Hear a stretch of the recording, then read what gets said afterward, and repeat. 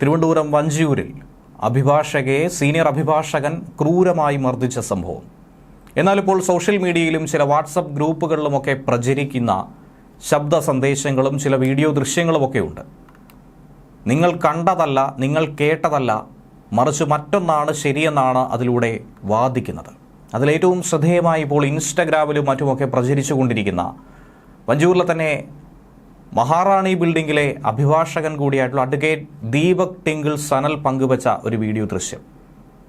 അതുതന്നെയാണ് ഏറ്റവും അധികം ചർച്ചയാകുന്നതും വലിയ തോതിൽ അഡ്വക്കേറ്റ് ശ്യാമിലിക്കെതിരെ വിമർശന വിധേയമായി മാറുകയും ഒക്കെ തന്നെ ചെയ്തുകൊണ്ടിരിക്കുന്നത്. നിലവിൽ ബാർ അസോസിയേഷനെതിരെ വഞ്ചിയൂർ കോടതിയിലെ സീനിയർ അഭിഭാഷകന്റെ മർദ്ദനത്തിനിരയായിട്ടുള്ള അഭിഭാഷക ശ്യാമിലി രംഗത്ത് വന്നതും ഏറെ ശ്രദ്ധേയമാണ്. അതുകൂടി ചേർത്ത് വായിക്കുമ്പോൾ എന്തൊക്കെയോ ചില കാര്യങ്ങൾ മറച്ചു പിടിക്കുന്നുവെന്ന് തന്നെയാണ് പലരും വിമർശിക്കുന്നത്. അതിൽ പ്രധാനമായി കണ്ട ചില കമൻറ്റുകൾ അതിലൂടെ പറയുന്നത് യാതൊരുവിധ പ്രകോപനവുമില്ലാതെ ശ്യാമിലി പറഞ്ഞതനുസരിച്ച് നോക്കുകയാണെങ്കിൽ ഒരു പ്രകോപനവുമില്ലാതെ എന്തിനാണ് ഒരു അഭിഭാഷകൻ, അതും സീനിയർ അഭിഭാഷകൻ ശ്യാമിലിയെ മർദ്ദിച്ചത്? അതിന് പിന്നിൽ വ്യക്തമായൊരു കാരണം കാണുമല്ലോ.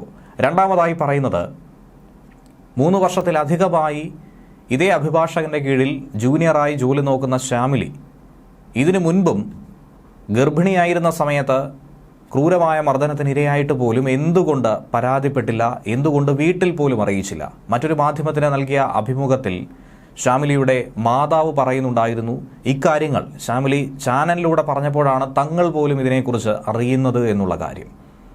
അപ്പോൾ പലതരത്തിലുള്ള ദുരൂഹതകൾ ഇതിനിടയിലുണ്ട് എന്ന് തന്നെയാണ് ഏവരും ചർച്ച ചെയ്യുന്നത്. എന്തായിരുന്നാലും അഡ്വക്കേറ്റ് ദീപക് ടിങ്കിൾ സനൽ ഇൻസ്റ്റഗ്രാമിൽ പങ്കുവച്ച ഒരു വീഡിയോയിലൂടെ ഈ വിവരം തൊട്ടടുത്ത ബിൽഡിങ്ങിലുണ്ടായിരുന്ന, തൊട്ടടുത്ത മുറിയിലുണ്ടായിരുന്ന താൻ മനസ്സിലാക്കിയതായിട്ടുള്ള ചില വിവരങ്ങൾ, അവിടുത്തെ അഭിഭാഷകർ പറഞ്ഞ ചില കാര്യങ്ങൾ പങ്കുവയ്ക്കുകയാണ് ആ ശബ്ദ സന്ദേശത്തിലേക്ക്. കഴിഞ്ഞ കുറച്ച് ദിവസങ്ങളായിട്ട് പത്രമാധ്യമങ്ങളിൽ നിറഞ്ഞു നിൽക്കുന്ന ഒരു വിഷയമാണ് ജൂനിയർ അഭിഭാഷകയെ സീനിയർ അഭിഭാഷകൻ മർദ്ദിച്ചു എന്നുള്ളത്. ഈ സംഭവം നടക്കുന്നത് എൻ്റെ ഓഫീസിൻ്റെ തൊട്ടടുത്താണ്. സീനിയർ അഭിഭാഷക 3 വർഷമായിട്ട് ഈ സീനിയർ അഭിഭാഷകന്റെ കീഴിൽ വർക്ക് ചെയ്യുകയാണ്. ആ കുട്ടി അത്രയും കംഫർട്ട് ആയതുകൊണ്ടാണ് 3 വർഷത്തോളം ഒരു ഓഫീസിൽ തന്നെ വർക്ക് ചെയ്യാൻ സാധിച്ചതെന്ന് ഞാൻ വിശ്വസിക്കുന്നു. ഈ ജൂനിയർ അഭിഭാഷക വിവാഹം കഴിക്കുകയും തുടർന്ന് പ്രഗ്നൻ്റ് ആയതിൻ്റെ അടിസ്ഥാനത്തിൽ 6 മാസത്തേക്ക് ലീവിന് പോയി തിരിച്ചു വന്നപ്പോൾ അവരുടെ സ്ഥാനത്ത് മറ്റൊരു ജൂനിയർ എത്തുകയും ചെയ്തു. സ്വാഭാവികമായിട്ടും 6 മാസം കഴിഞ്ഞ് അവർ സ്വന്തം ഓഫീസ് പോലെ കരുതിക്കൊണ്ടിരിക്കുന്ന ഒരു സ്ഥലത്ത് വേറൊരു ആൾ വരുമ്പോൾ അതിൻ്റേതായിട്ടുള്ള ചില ഈഗോസ് ഉണ്ടാവും, മനുഷ്യ സഹജമാണ്. ഈ ഒരു ഈഗോ ക്ലാഷ് വളരെ മൂർധന്യത്തിലെത്തി എന്ന് സീനിയർ അഭിഭാഷകൻ മനസ്സിലാക്കുകയും അതുകൊണ്ട് താങ്കൾ, അതായത് ഈ അടികൊണ്ട ജൂനിയർ പെൺകുട്ടി ഇനി അങ്ങോട്ടേക്ക് വരണ്ട എന്ന് പറയുകയും ചെയ്തു. പക്ഷേ രാത്രി തന്നെ അദ്ദേഹത്തിന് ഒരു മനസ്താപം തോന്നിയിട്ട്, കാരണം 3 വർഷത്തോളം ഒരു ഓഫീസിലിരിക്കുന്ന കുട്ടിയാണല്ലോ, അത് പറഞ്ഞു തെറ്റായി പോയി തിരിച്ചു വരണം എന്ന് പറഞ്ഞു. പക്ഷേ ഈ പെൺകുട്ടി തിരിച്ചു വന്നത് സീനിയർ അഭിഭാഷകനോട് 2 വർത്തമാനം പറയണമെന്ന ഉദ്ദേശത്തോടെ തന്നെയാണ്.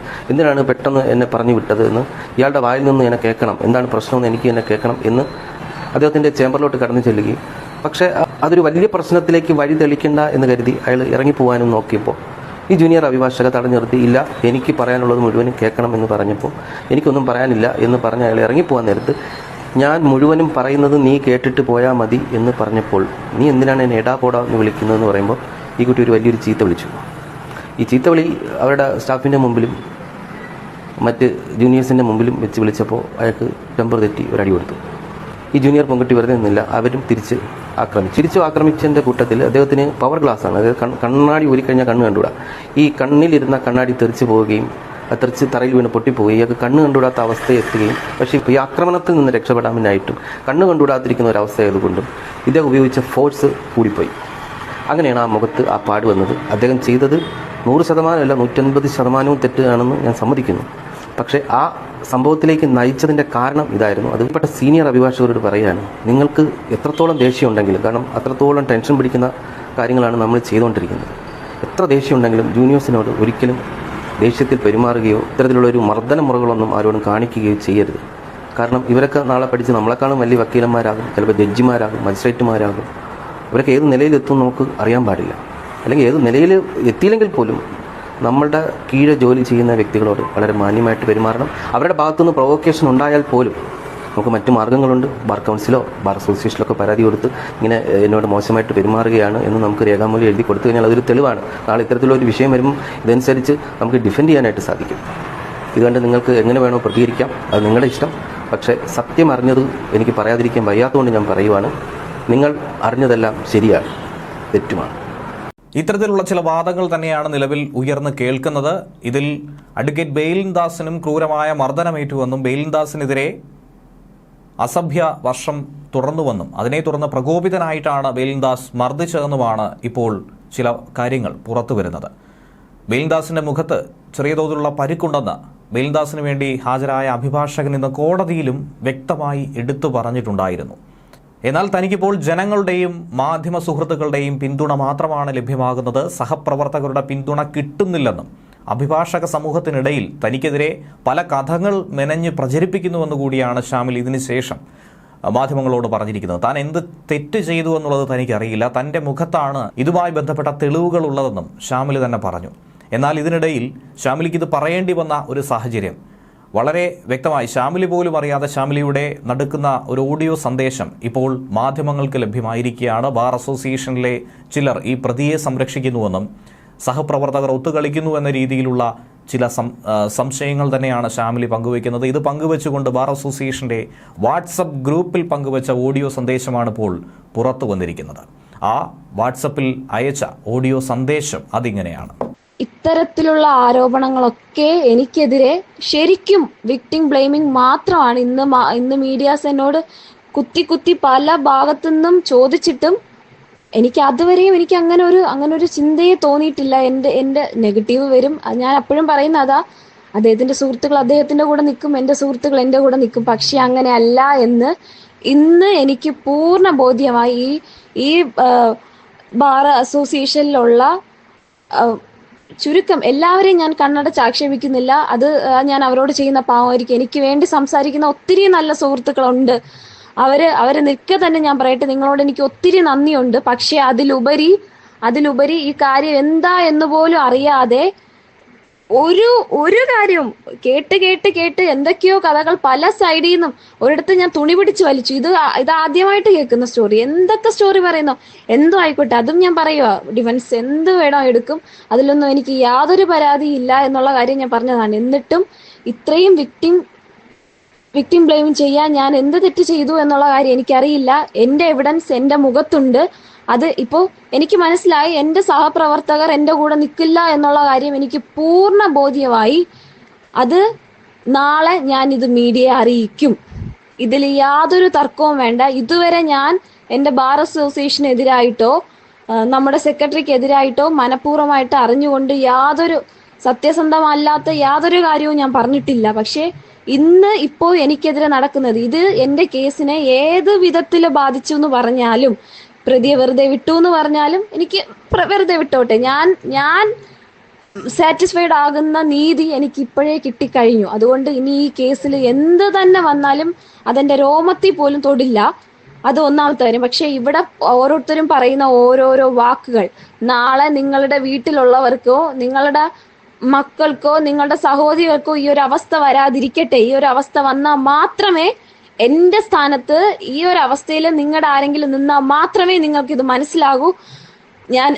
ഞാൻ എപ്പോഴും പറയുന്ന കാര്യമായിരുന്നു, അദ്ദേഹത്തിന്റെ കൂടെ നിൽക്കുന്നതിൽ എനിക്ക് യാതൊരുവിധ തർക്കവും ഇല്ല എന്ന്. പക്ഷേ ഇതിപ്പോ ഞാൻ എന്റെ കാലുകൊണ്ട് ഞാൻ എന്റെ മുഖത്ത് അടിച്ചതുപോലെയാണ് ഇവിടെ ഓരോരുത്തരുടെ അഭിപ്രായം. ഞാൻ വീണ്ടും പറയാണ്, എന്റെ കൂടെ നിൽക്കുന്നവരെ ഞാൻ മറന്നിട്ടല്ല. പക്ഷേ ഈ നടക്കുന്ന കാര്യങ്ങൾ ഞാൻ ഒന്നും തന്നെ മീഡിയ അറിയിച്ചിട്ടില്ലായിരുന്നു. പക്ഷെ അറിയിച്ചിട്ടില്ലാത്ത മനഃപൂർവ്വമല്ല, ഇത് ഇന്ന് മുതൽ തുടങ്ങിയ കാര്യമാണ്. ഇപ്പോഴാണ് ഞാൻ ഇത്രയും ഇത് നോട്ടീസ് ചെയ്യുന്നത്. ഞാനിത് ഉറപ്പായിട്ടും ഞാനിത് അറിയിക്കും, പബ്ലിക് അറിയട്ടെ. എന്താണ് സ്വന്തം ഇപ്പോ സഹപ്രവർത്തകർ കൂടെ നിൽക്കുന്നില്ല, കേരള ജനതയാണ് എൻ്റെ കൂടെ നിൽക്കുന്നത്. അവരറിയട്ടെ എന്താ ഇതിനകത്ത് നടക്കുന്നത് എന്നുള്ള കാര്യം അവരറിയട്ടെ. അതിന് മീഡിയ ആണ് എന്നെ സഹായിക്കുന്നതെങ്കിൽ ഞാൻ ആ മീഡിയയുടെ ഒപ്പം തന്നെയാണ്. അതിലിനിയിപ്പോ ഏത് കൊടുകുത്തി വാഴുന്ന സീനിയർ എനിക്കെതിരെ തിരിഞ്ഞാലും എനിക്ക് എൻ്റെ രോമത്തിൽ തൊടില്ല എന്നുള്ളതാണ്. എനിക്കെതിരെ കേസ് എടുക്കുകയോ ഞാൻ ഈ പറഞ്ഞതിൽ എന്തെങ്കിലും തെറ്റുണ്ടെങ്കിൽ എനിക്കെതിരെ ഇനി കൗണ്ടർ കേസ് കൊടുക്കുകയോ എനിക്കെതിരെ കേസെടുത്ത് എന്നെ ജയിലിൽ അടച്ചാൽ പോലും ഈ പറഞ്ഞതിൽ ഒരു മാറ്റം ഉണ്ടാകില്ല. എന്തായിരുന്നാലും ഇങ്ങനെ ഒരു ഓഡിയോ സന്ദേശം പുറത്തു വന്നതിന് പിന്നാലെ അഭിഭാഷകയെ മുഖത്തടിച്ച സംഭവവുമായി ബന്ധപ്പെട്ട് അഭിഭാഷകരുടെ വാട്സപ്പ് ഗ്രൂപ്പുകളിലെ ചർച്ചയെ വിലക്കുകയാണ് ബാർ അസോസിയേഷൻ. ബാർ അസോസിയേഷൻ അംഗങ്ങളുടെ വാട്സപ്പ് ഗ്രൂപ്പിൽ ഷാമിലി അയച്ച വോയിസ് മെസ്സേജിനെ തുടർന്നാണ് ഇങ്ങനെ ഒരു വിലക്കുണ്ടായിരിക്കുന്നത്. അനാവശ്യ വിവാദങ്ങൾ ഒഴിവാക്കണമെന്നാണ് ബാർ അസോസിയേഷന്റെ നിലപാട്. അതുകൂടാതെ ബാർ അസോസിയേഷനിലെയും അതുപോലെ മറ്റ് ചില അഭിഭാഷകർക്കെതിരെയും ഷാമിലി തിരിഞ്ഞു എന്നുള്ള ഒരു വ്യാഖ്യാനവും ഇതിന് പിന്നാലെ ഉണ്ടാകുന്നുണ്ട്. ശരിയായ വസ്തുത മനസ്സിലാക്കാതെയാണ് ഷാമിലിയെ പലരും പിന്തുണച്ചതെന്നും പലരും കുറിക്കുന്നുണ്ട്. എന്തായിരുന്നാലും ഇതേക്കുറിച്ചുള്ള വ്യക്തത കൂടി പുറത്തു വരണമെന്നും എന്തായിരുന്നു ശരിക്കും അവിടെ സംഭവിച്ചത് എന്നുള്ള കാര്യം പുറം ലോകം അറിയണമെന്നുമാണ് അഡ്വക്കേറ്റ് ബെയിലിൻദാസിനെ അനുകൂലിക്കുന്ന അഭിഭാഷകർ ഇപ്പോൾ വ്യക്തമാക്കിക്കൊണ്ടിരിക്കുന്നത്. പിന്തുണ പ്രഖ്യാപിച്ചുകൊണ്ട് കുറച്ച് അഭിഭാഷകർ രംഗത്ത് വന്നതൊക്കെ തന്നെ കഴിഞ്ഞ ദിവസം നമ്മൾ മാധ്യമങ്ങളിലൂടെ കണ്ടതായിരുന്നു. ഷാമിലിയുടെ ശക്തമായ വാക്കുകൾ വന്നതിന് പിന്നാലെയാണ് ബാർ അസോസിയേഷൻ ഇങ്ങനെ കടുത്തൊരു നീക്കത്തിലേക്ക് കടന്നത്. തന്നെ കുറ്റക്കാരിയാക്കാൻ അഭിഭാഷകരുടെ ഗ്രൂപ്പിൽ ശ്രമം നടക്കുന്നുവെന്നാണ് ഷാമിലി ജസ്റ്റിൻ പറയുന്നത്.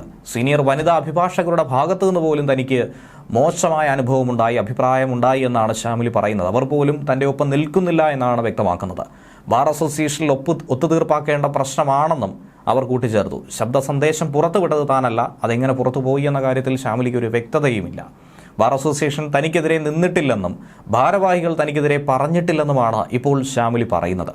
പ്രതിയെ അദ്ദേഹത്തിൻ്റെ സുഹൃത്തുക്കൾ പിന്തുണച്ചോട്ടെ എന്നും അത് തന്നെ അധിക്ഷേപിക്കുന്നതായപ്പോഴാണ് താൻ ഇടപെട്ടതെന്നും പ്രതികരിച്ചതെന്നുമാണ് ഷാമിലി പറയുന്നത്. വളരെ വൈകാരികമായി തന്നെയാണ് അഡ്വക്കേറ്റ് ഷാമിലി അഭിഭാഷകരുടെ ഗ്രൂപ്പിൽ ഇങ്ങനെ ഒരു വോയിസ് മെസ്സേജ് പങ്കുവച്ചിട്ടുണ്ടായിരുന്നത്. ബാർ അസോസിയേഷനിലെ ഭൂരിപക്ഷവും കാര്യമെന്തെന്നറിയാതെ തനിക്കെതിരെ കഥകൾ പ്രചരിപ്പിക്കുന്നുവെന്ന് പറയുമ്പോൾ ശരിക്കും അവിടെ നടന്ന വസ്തുതകൾ മനസ്സിലാകാതെ ഷാമിലിയെ മാത്രം ഏവരും പിന്തുണയ്ക്കുന്നു, ബെയിലിൻ ചെയ്തത് തെറ്റ് തന്നെയാണ് എന്നിരുന്നാൽ പോലും അത് ചെയ്യാനുണ്ടായ സാഹചര്യം എന്തുകൊണ്ട് ചർച്ച ചെയ്യുന്നില്ല എന്നാണ് ഇതിന് പിന്നാലെ അഡ്വക്കേറ്റ് ബെയിലിൻദാസിനെ പിന്തുണയ്ക്കുന്ന നിരവധി ആളുകൾ സോഷ്യൽ മീഡിയയിലും മറ്റും കുറിക്കുന്നത്.